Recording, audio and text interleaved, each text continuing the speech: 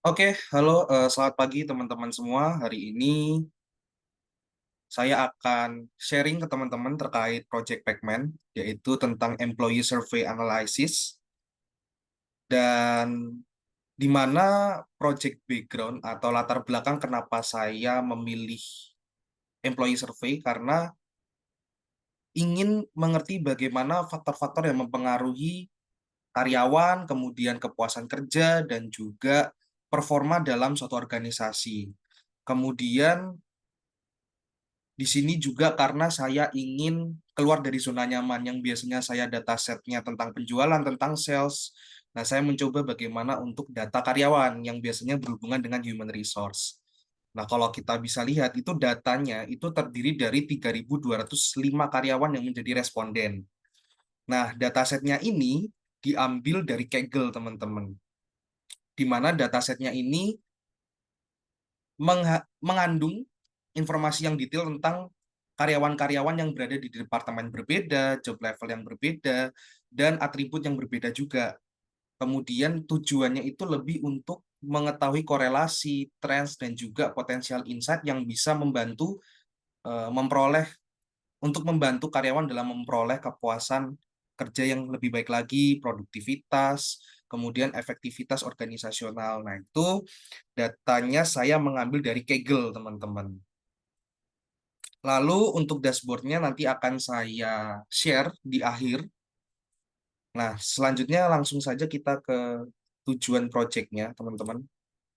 Nah, tujuan projectnya ini adalah melihat tentang bagaimana korelasi antara kepuasan kerja dengan work-life balance, kemudian melihat bagaimana pengaruhnya kepuasan kerja dari segi pengalaman misalnya, dari segi training hour yang ada atau pelatihan dalam setahun yang dihitung secara jam, kemudian faktor-faktor lainnya seperti work environment, kemudian kita juga melihat bagaimana status marital atau status pernikahan, gender, kemudian data-data demografik lainnya yang bisa menjadi data pendukung dalam proyek ini.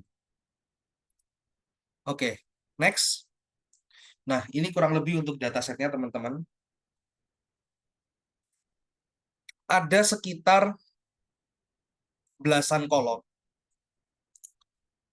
mengandung employee ID, gender, age, job level, experience. Nah, di mana kolom-kolom ini digunakan untuk data pendukung atau dataset utama dalam analisis employee survey. Nah, sekarang kita ke atribut dari respondennya. Secara gender, paling banyak itu adalah laki-laki atau karyawan pria.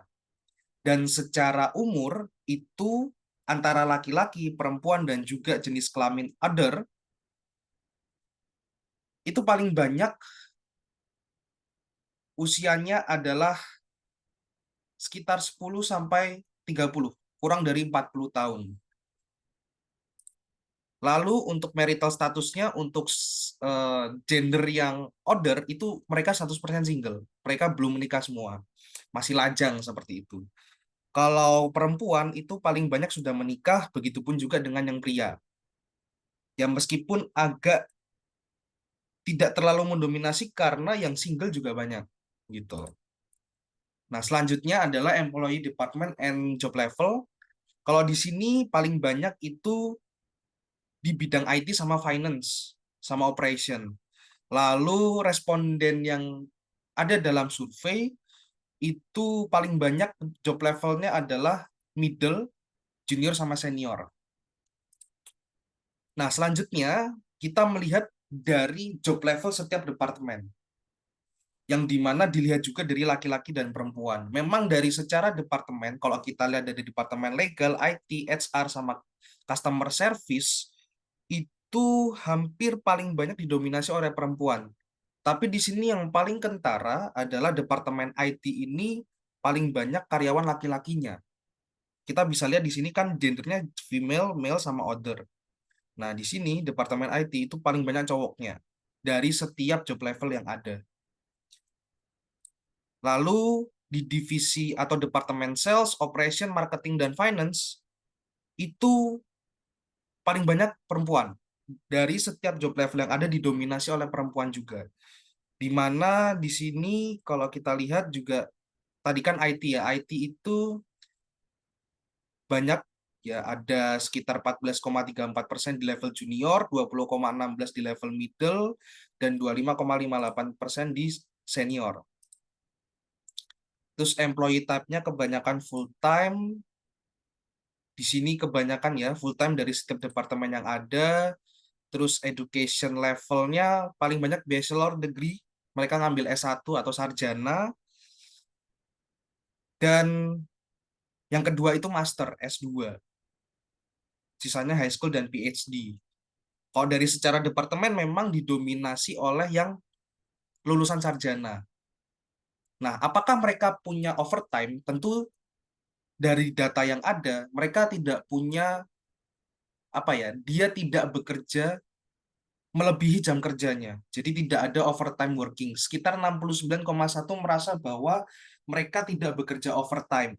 Sedangkan 30,9-nya merasakan bahwa mereka bekerja overtime. Nah, ini secara ukuran tim. Tim ZEISS itu dalam satu departemen terdiri dari berapa banyak orang. Nah, kalau dari 8 departemen yang menjadi survei employee ini, ada sekitar 10 sampai 25 karyawan. Dari setiap departemen itu didominasi di range 10 sampai 25 karyawan dalam satu departemen. Training per year-nya mereka mendapatkan 30 sampai 50 jam per tahun. Lalu dari pengalaman kerja junior 1 sampai 7, fresh graduate ya sah-sah aja, mereka 0 sampai 1 tahun pengalaman. Nah, di sini lead level ada yang 5 sampai 10 tahun, 15 sampai 25, terus middle levelnya 5 sampai 20, dan desain level senior 5 sampai 15 tahun pengalaman kerja. Nah, ini kita perlu tahu juga bahwa di samping karir yang meningkat dan performa kerja yang baik, tentu butuh namanya badan yang sehat dan fisik yang kuat. Jadi mereka itu bisa melaksanakan physical activity kayak olahraga atau workout itu sekitar 1 sampai 3 jam. Nah, kalau dari commute mode, mereka paling banyak menggunakan mobil dan public transport, dan sisanya berjalan kaki, naik sepeda, dan naik motor. Nah, ini adalah korelasi antara job satisfaction dan order factor, bahwa kalau secara keseluruhan, memang mereka itu punya korelasi yang positif, gitu. Korelasi yang positif, korelasi yang negatif, gitu. Kalau yang di stres sama workload, karena kalau workloadnya tinggi, kepuasan kerjanya menurun. Nah, kalau yang correlation value antara work-life balance sama job satisfaction, itu sama-sama positif korelasinya. Dan work environment juga positif korelasinya. Karena kalau keduanya sama-sama tinggi, kepuasan kerjanya juga ikut tinggi. Tapi dari keempatnya ini tidak terlalu kuat, gitu. Lalu selanjutnya job satisfaction sama yang lain. Nah, yang korelasinya sangat lemah itu antara job satisfaction sama experience, bahwa experience itu tidak berpengaruh, tidak berkorelasi terhadap kepuasan kerja. Terus di sini antara training hour sama job satisfaction juga apa ya, very weak negative correlation seperti itu. Oke, demikian teman-teman. Lalu kita lanjut ke dashboard, teman-teman. Nah, ini dashboard yang aku buat. Sebentar, kita reconnect.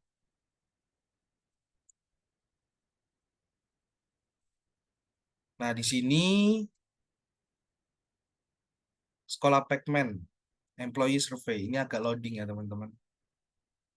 Nah, di sini ada berbagai macam filter yang bisa dipakai.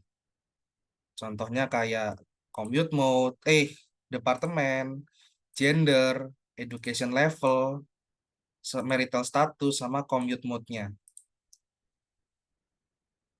Ini bisa digunakan misalnya ketika kita ingin melihat yang high school. Nah, dia akan mengubah dari masing-masing data visualisasi yang ditampilkan. Oke, kurang lebih begitu teman-teman. Terima kasih sudah mendengarkan project dari saya. Jangan lupa komen, like, dan subscribe ya. Thank you.